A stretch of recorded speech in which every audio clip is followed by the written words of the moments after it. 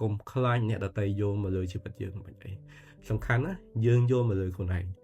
អ្នកដតីជាសិទ្ធិរបស់គេចង់គិតមិនជឿរបស់គេលទ្ធផលនឹងបង្ហាញទៅកាន់ពួកគេដើម្បីផ្លាស់ប្ដូរការគិតរបស់គេនៅថ្ងៃណាមួយជំរាបសួរអ្នកនរគ្នាស្វាគមន៍មកកាន់វីដេអូថ្មីមួយខ្ញុំសង្ឃឹមអ្នកនរគ្នាសុខសប្បាយហើយមានពេលវេលារីករាយជាមួយនឹងខ្លួនឯងជាមួយនឹងមនុស្សនៅជុំវិញខ្លួនអញ្ចឹងណា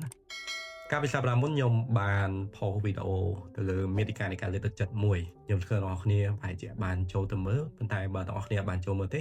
ខ្ញុំនឹងដាក់នៅលើវីដេអូមួយនេះហើយខ្ញុំអាចនឹងតម្លាក់ link នៅក្នុង description មកដែរអ្នកនរគ្នានៅក្នុងវីដេអូមួយនេះខ្ញុំនឹងធ្វើទៅលើប្រធានបទ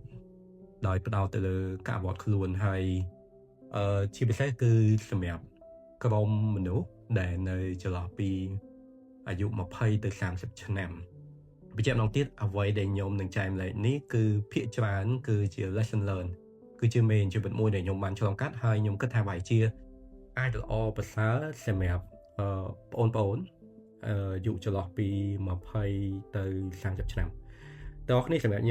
ញុំគិតថាវ័យនេះគឺជាវ័យមួយដែលវាពោពេញទៅដោយរសជាតិជីវិតជាច្រើនមានរឿងមួយចំនួនដែលវាបានកើតឡើងក្នុងជីវិតនាំមកនៅការផ្លាស់ប្ដូរដែល shape ដែលសម្រួចខ្លួនយើងមកដល់ពេលបច្ចុប្បន្នអញ្ចឹងហើយសម្រាប់ខ្ញុំវាជាវ័យមួយដែលយើងត្រូវធ្វើការ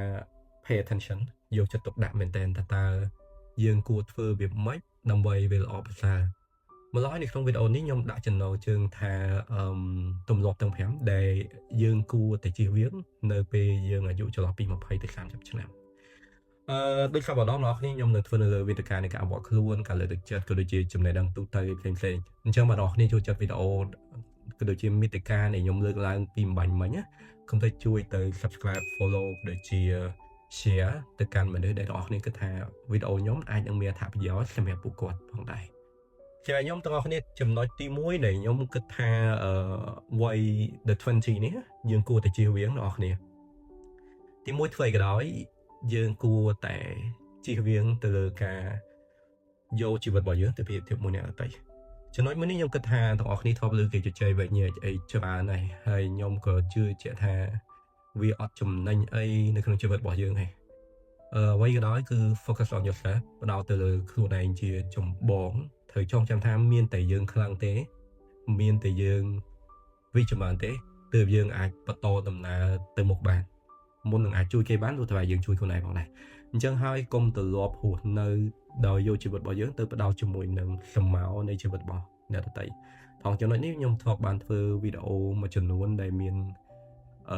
អត្ថន័យស្តៀងទៅនឹងចំណុចហ្នឹងផងដែរអញ្ចឹងវ័យនេះជាវ័យមួយដែលទាំងអស់គ្នាពោពេញទៅដោយការប្រកួតប្រជែងជាវ័យដែលទាំងអស់គ្នាពោពេញទៅដោយធម៌ពលជីវិតហើយក៏ជាវ័យដែលយើងមិនប្រយ័ត្នយើងនឹងអាចបាក់ទឹកចិត្តដោយសារយើងធ្លាក់ចូលទៅក្នុងអន្ទាក់នៃការប្រៀបធៀបខ្លួនយើងមួយអ្នកដទៃខ្ញុំចង់កាត់នៅបទពិសោធន៍មួយនេះហើយខ្ញុំគិតថាវាអាចនឹងល្អនៅក្នុងរូបភាពបើសិនជាយើងមើលទៅលើជីវិតរបស់គេហើយយើងគិតថាយើងអាចរៀនអីពីគេបានជាជាងដែលការយកជីវិតរបស់យើងទៅភ្ជាប់ជាមួយនឹងក្តីសម័យអ្នកដទៃហើយយើងគិតថានេះជាអ្វីដែល belong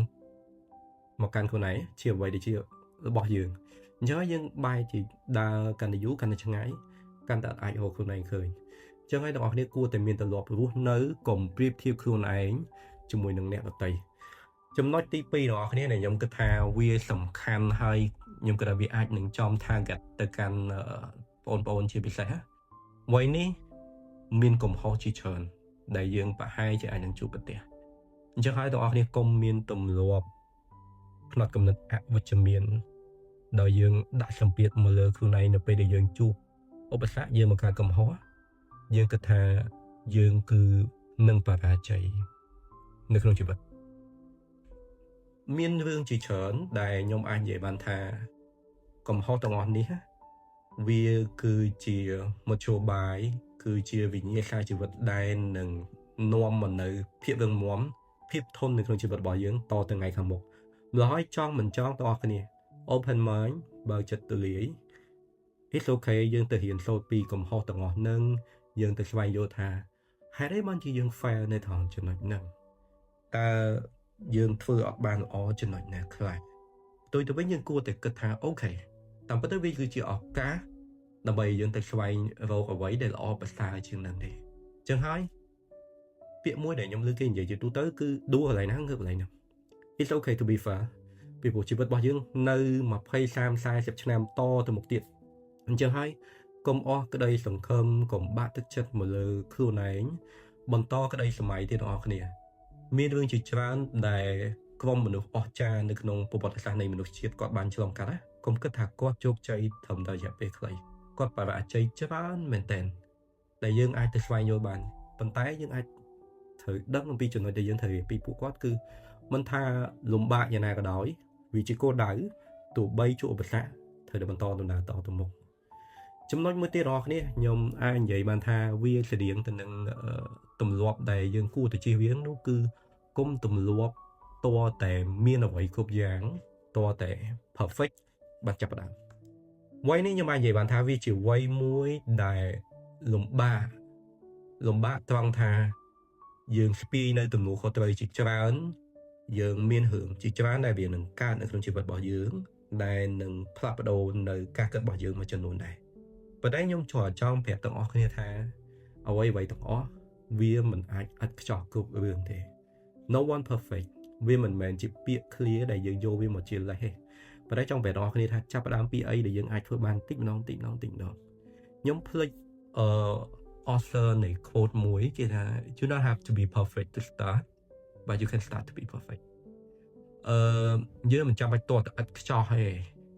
បើយើងហ៊ានចាប់ផ្ដើមប៉ុន្តែយើងគួរតែចាប់ផ្ដើមជាមួយរឿងដែលយើងមានតិចទៅវានឹងអាចល្អប្រសើរឧទាហរណ៍ដូចជាខ្ញុំចាប់ផ្ដើមធ្វើមាតិកាចែកម្លែកទៅកាន់អ្នកនរគ្នារយៈពេលមកដល់ពេលនេះតាំងពីដើមឆ្នាំ2024មកវាចូលខ្ទង់ជិត2ឆ្នាំហើយខ្ញុំ learn ពី mistake ខ្ញុំរៀនពីកំហុសដែលខ្ញុំបានធ្វើនៅក្នុងដំណើរផ្លូវនៃការផលិតនៅមាតិកាពាក់ព័ន្ធជាមួយការលើកទឹកចិត្តការអភិវឌ្ឍសមត្ថភាពក៏ដូចជាចំណេះដឹងផ្សេងៗខ្ញុំអត់ទៅខ្វល់ខ្លាំងដល់ថ្នាក់ធ្វើឲ្យខ្ញុំមិនហ៊ានចាប់ផ្ដើមទេខ្ញុំគ្រាន់តែត្រូវការពេលវេលាការគិតអំពី